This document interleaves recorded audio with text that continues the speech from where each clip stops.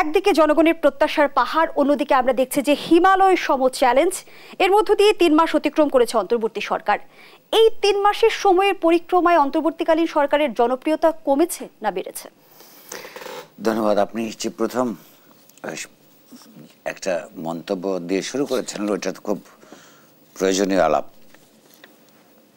৫৩ বছরে বাংলাদেশে আদৌ কোনোদিন গণতন্ত্র ছিল কিনা, বা না থাকলে কি ধরনের রূপান্তরের মধ্য দিয়ে বাংলাদেশের সমাজ এবং ইতিহাস এগিয়েছে, সেইটার পথ ধরে যদি আজকের সময়টা আলাপ করি, আমরা এক ধরনের ঐতিহাসিকতা মিলবে তার মধ্যে।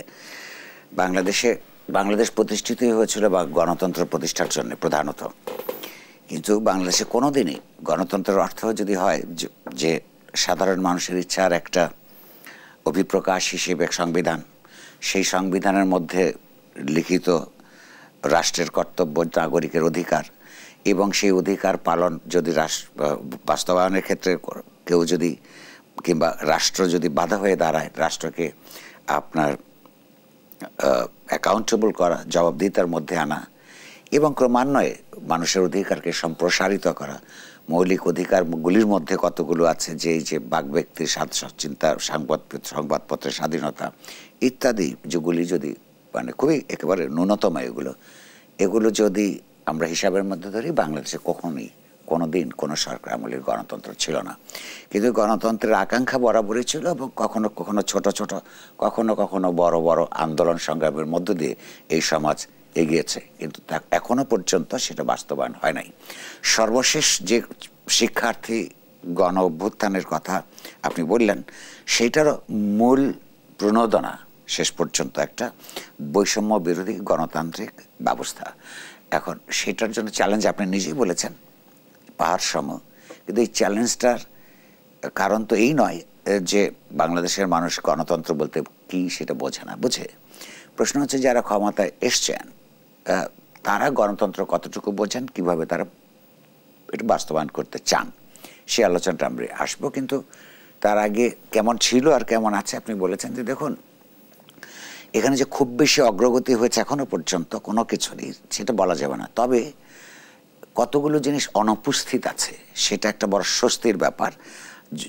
কি কি নতুন হয়েছে সেটা সেই সুখের দিকে আমরা না গেলেও স্বস্তির দিক হচ্ছে, এখন বাংলাদেশে প্রতিদিন আমরা রাজনৈতিকভাবে ক্ষমতাসীনদের যারা প্রতিদ্বন্দ্বী তাদেরকে প্রতিদিন জেলে যেতে হয় না, তাদের বিরুদ্ধে প্রতিদিন মামলা হয় না, নতুন করে কোনো গুম খুন হয় নাই, বিচার বহির্ভূত হত্যাকাণ্ডের কথা শোনা যায় না। প্রতিদিন অর্থনীতির মধ্যে যে লুটপাটের যে দৃশ্য ছিল সেটা এই মুহূর্তে অনুপস্থিত। নানাভাবে আমাদের বাংলাদেশের ইতিহাসকে পার্টিজান মনোপলাইজেশনের যে সাংস্কৃতিক অপচেষ্টা ছিল সেটা অনুপস্থিত। সেই দিক থেকে অনেক কিছু স্বস্তি আছে, কিন্তু সুখের সন্ধান মিলতে দেরি হবে। একভাবে বলা যেতে পারে এই সরকার আসলে কি করতে চান আমরা খুব পরিষ্কার বুঝি না এখনো। সেই দোষটা হয়তো আমাদের মেধার কিছু সমস্যা থাকতে পারে, কিন্তু সরকারের চুপচাপ থাকাটাও কম দায়ী নয়।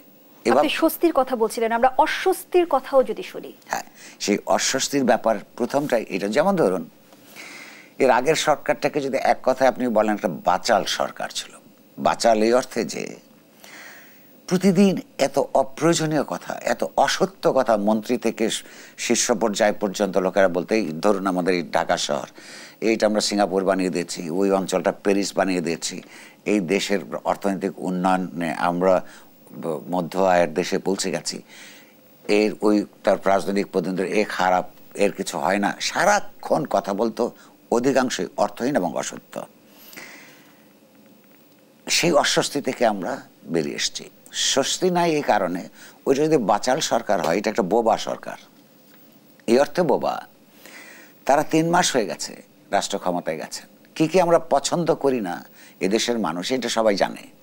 ওনারা সেটা কি করতে চান এটা এখনো পর্যন্ত পরিষ্কারভাবে বলেন নাই।